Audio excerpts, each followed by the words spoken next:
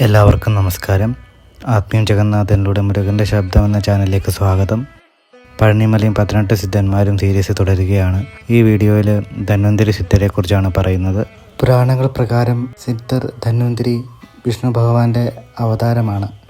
സമുദ്രമഥന സമയത്താണ് അദ്ദേഹം അവതരിച്ചത്. ഭാഗവത പുരാണം പറയുന്നത് പോലെ ദേവന്മാരും അസുരന്മാരും ചേർന്ന് മന്ദരപർവ്വതവും വാസുകി നാഗവും ഉപയോഗിച്ച് ക്ഷീരസമുദ്രം മഥനം ചെയ്യുമ്പോൾ അമൃത കുംഭവുമായി ധന്വന്തരി ക്ഷീരസമുദ്രത്തിൽ നിന്ന് ഉദിച്ചു വന്നു. ദേവന്മാരുടെ വൈദ്യനായി ആയുർവേദത്തിൻ്റെ ദൈവമായും അദ്ദേഹം വേദങ്ങളിലും പുരാണങ്ങളിലും പ്രത്യക്ഷപ്പെടുന്നു. എന്നാൽ സിദ്ധർ അഗസ്ത്യർ തൻ്റെ പ്രസിദ്ധ ഗ്രന്ഥമായ അഗസ്ത്യർ 12,000 പറയുന്നത് ഇങ്ങനെയാണ്: സിദ്ധർ ധന്വന്തരി മഹാവിഷ്ണു ഭഗവാന്റെ വംശപരമ്പരയിൽപ്പെട്ടതാണ്. സംഗീത പരമ്പരയുള്ള ഒരു കുടുംബത്തിലാണ് അദ്ദേഹം ജനിച്ചത്. 18 സിദ്ധന്മാരിൽ നിന്നായി ജ്ഞാനം തേടി അദ്ദേഹം സിദ്ധ വൈദ്യശാസ്ത്രം പൂർണ്ണമായി അഭ്യസിച്ചു. തമിഴ് സിദ്ധ വൈദ്യചരിത്രത്തിൽ ആയുർവേദത്തെ പ്രചരിപ്പിച്ച വ്യക്തിയായി സിദ്ധർ ധന്വന്തരി ഒരു പ്രത്യേക സ്ഥാനമാണ് അർഹിക്കുന്നത്. ആയുർവേദം സിദ്ധ വൈദ്യശാസ്ത്രത്തിൻ്റെ ഒരു ശാഖയാണ്. ഔഷധ സസ്യങ്ങളെ അടിസ്ഥാനമാക്കിയ നിരവധി ചികിത്സകളും പ്രകൃതിദത്ത ഔഷധ മാർഗങ്ങളും അദ്ദേഹം വികസിപ്പിച്ചു. മഞ്ഞളിൻ്റെ അണുനാശക ഗുണങ്ങളും ഉപ്പിൻ്റെ സംരക്ഷണ ഗുണങ്ങളും കണ്ടെത്തി അവയെ ചികിത്സയിൽ ഉപയോഗിച്ചതിന് അദ്ദേഹത്തിന് ശ്രേയസ് നൽകപ്പെടുന്നു. തൻ്റെ കാലഘട്ടത്തിലെ മാനദണ്ഡങ്ങൾ അനുസരിച്ച് ഒരു അത്യന്തം പ്രഗത്ഭനായ ശസ്ത്രക്രിയ വിദഗ്ധനായിരുന്നു അദ്ദേഹം. പ്ലാസ്റ്റിക് സർജറിയുടെ മുൻഗാമി എന്നാണ് അദ്ദേഹത്തെ വിശ്വസിക്കുന്നത്.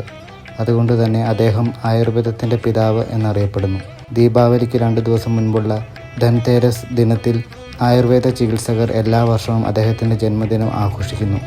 മുപ്പ്, അമുരി, ജൈനീർ എന്നീ സർവ്വലവണ സിദ്ധാന്തങ്ങളെക്കുറിച്ചും അദ്ദേഹം തൻ്റെ ഗ്രന്ഥങ്ങളിൽ വിശദീകരിച്ചിട്ടുണ്ട്. കറുത്ത മായാജാലങ്ങളും അത്ഭുതങ്ങളും അദ്ദേഹം നടത്തിയതായി അവയുടെ പൂർണ്ണ വിവരണങ്ങളോടെ തൻ്റെ കൃതികളിൽ രേഖപ്പെടുത്തിയിട്ടുണ്ട്. പരമ്പരാഗത വിശ്വാസപ്രകാരം ആയുർവേദ ശസ്ത്രക്രിയയുടെ പിതാവായ സുശ്രുത സംഹിതർക്ക് അദ്ദേഹം ശസ്ത്രക്രിയാരീതികളും പ്രക്രിയകളും പഠിപ്പിച്ചു. സുശ്രുത, പൗസ്കലവത, ഔരഭ, വൈതരണ എന്നിവരാണ് അദ്ദേഹത്തിൻ്റെ പ്രധാന ശിഷ്യന്മാർ. ചിദംബരത്തിനടുത്തുള്ള വൈദീശ്വരൻ കോവിലിൽ അദ്ദേഹത്തിൻ്റെ ജീവസമാധിയുണ്ട്. അവിടെ അദ്ദേഹത്തിന് സമർപ്പിച്ച ചെറിയൊരു ക്ഷേത്രവും സ്ഥിതി ചെയ്യുന്നു. ദക്ഷിണേന്ത്യയിൽ, പ്രത്യേകിച്ച് കേരളത്തിലും തമിഴ്നാട്ടിലും ധന്വന്തരി മൂർത്തിക്ക് സമർപ്പിച്ച നിരവധി ക്ഷേത്രങ്ങളുണ്ട്. കേരളത്തിലെ തൊട്ടുവ ധന്വന്തരി ക്ഷേത്രം ഏറെ പ്രശസ്തമാണ്. ഏകദേശം 6 അടിയോളം ഉയരമുള്ള കിഴക്കോട്ട് ദർശനം നൽകുന്ന വിഗ്രഹമാണ് അവിടെ ഉള്ളത്. വലത് കൈയിൽ അമൃതവും ഇടത് കൈയിൽ അട്ട, ശംഖ്, ചക്രം എന്നിവയും അദ്ദേഹം ധരിച്ചിരിക്കുന്നു. ഗുരുവായൂർ ഏകാദശിയോടൊപ്പം വരുന്ന ഏകാദശി ദിനാഘോഷം അവിടെ പ്രത്യേക പ്രാധാന്യമുള്ളതാണ്.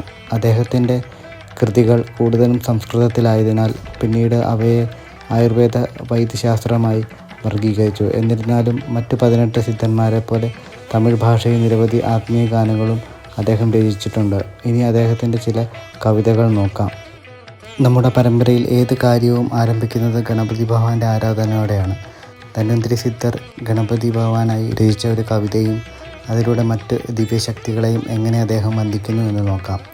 തമിഴ് ശ്ലോകം മലയാള വിവർത്തനത്തിൽ പറയുന്നു: ജനനചക്രം നിയന്ത്രിച്ച് സിദ്ധി നേടിയ മഹാന്മാരുടെ പാദങ്ങൾ, സ്ഫടികദ്വാരത്തിനുള്ളിൽ ജാഗരൂകനായി വസിക്കുന്നവൻ്റെ പാദങ്ങൾ, ചക്രപുഷ്പങ്ങളിലൂടെ ജ്ഞാനം നേടിയ ഋഷികളുടെ പാദങ്ങൾ, ചന്ദ്രക്കലയിൽ വസിക്കുന്ന ബ്രഹ്മൻ്റെ കൃപാപാദങ്ങൾ, പുഷ്പസമൂഹം നിറഞ്ഞ വൃത്തത്തിൻ്റെ അഗ്രപാദങ്ങൾ, നിർഗുണങ്ങളെ അതിക്രമിച്ച ഗുരുവിൻ്റെ പാദങ്ങൾ, ശാന്താവസ്ഥയിൽ കൃപയിൽ ലീനമായ ബ്രഹ്മൻ്റെ പാദങ്ങൾ, പൂർണ്ണമായി വിരിഞ്ഞ പുഷ്പത്തിൽ വസിക്കുന്ന നിർവാണി ഗണേശൻ്റെ സംരക്ഷണം തേടുക.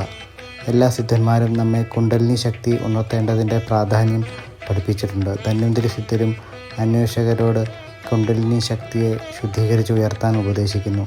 തമിഴ് ശ്ലോകം മലയാളത്തിൽ വിവർത്തിക്കുന്നത് ഇങ്ങനെയാണ്: സൂര്യനും ചന്ദ്രനും നിന്നുള്ള പ്രാണശക്തി കൈവരിച്ച് ശുദ്ധീകരിച്ച ഔഷധപാത്രത്തിൽ അതിനെ സജീവമാക്കുക. ഏകാഗ്രതയിലൂടെ അണുവിനപ്പുറം കടക്കുക. 3 അക്ഷരങ്ങളെ ഉരുക്കി ഒഴിക്കുക. മോഹിതനാകരുത്, ശരീരം സ്വർണ്ണമായി മാറും. അഗ്നികൂടം തുറന്ന് ശുദ്ധീകരണത്തിന് വെക്കുക. ഇപ്പോൾ അത് സ്ഥിരമായി.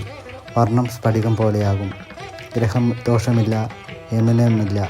അവിടെ കൃപയുമായി ഐക്യം മാത്രം. ധന്വന്തരി സിദ്ധർ നമ്മെ തൻ്റെ കൂട്ടത്തിലേക്ക് സ്വാഗതം ചെയ്യുമെന്ന് വാഗ്ദാനം ചെയ്യുന്നു. തമിഴ് ശ്ലോകം മലയാളത്തിൽ വിവർത്തനം ചെയ്യുന്നത് ഇപ്രകാരമാണ്: സമാധി സ്ഥിതിയിൽ ഒരാൾ നിലകൊണ്ടാൽ കോടി യുഗങ്ങൾ പരബ്രഹ്മനോടൊപ്പം വസിക്കാം. സംഗമസ്ഥാനത്ത് ശാന്തനായി സിദ്ധി നേടാം. ധന്വന്തരിയുടെ മകൻ എന്ന നാമം ലഭിക്കും. ശരീരം ശക്തവും സ്ഥിരവുമാകും. നിരാകാര ബ്രഹ്മത്തിൻ്റെ പ്രവർത്തനത്തിലൂടെ ശിവയോഗ മാർഗം ലോകത്തോട് ഞാൻ ഉപദേശിച്ചു. ഈ വഴിയിലൂടെ നിങ്ങൾക്കും ചേർന്ന് നടക്കാം. അദ്ദേഹം ഗുരുക്കന്മാരിൽ നിന്ന് 3 ലക്ഷം ഗ്രന്ഥങ്ങൾ പഠിച്ചുവെന്ന് പറയപ്പെടുന്നു. അത് ധന്വന്തരി സിദ്ധരുടെ വിപുലമായ പ്രവർത്തനങ്ങളുടെ ഒരു ചെറിയ ഭാഗം മാത്രമാണ്. ധന്വന്തരി ബലവാകടം, ധന്വന്തരി തൈലം 500, ധന്വന്തരി വൈദ്യകാവ്യം 1000, ധന്വന്തരി കലൈജ്ഞാനം 500 എന്നിവ ഇന്നും ആയുർവേദവും വൈദ്യശാസ്ത്രവും അനുഷ്ഠിക്കുന്ന വൈദ്യന്മാർ ഔഷധ നിർമ്മാണത്തിനായി ഉപയോഗിക്കുന്നു. നന്ദി, നമസ്കാരം. ഇനി മറ്റൊരു സിദ്ധരുടെ കഥയുമായി വീണ്ടും വരാം. ഭഗവാൻ എല്ലാവരെയും അനുഗ്രഹിക്കട്ടെ.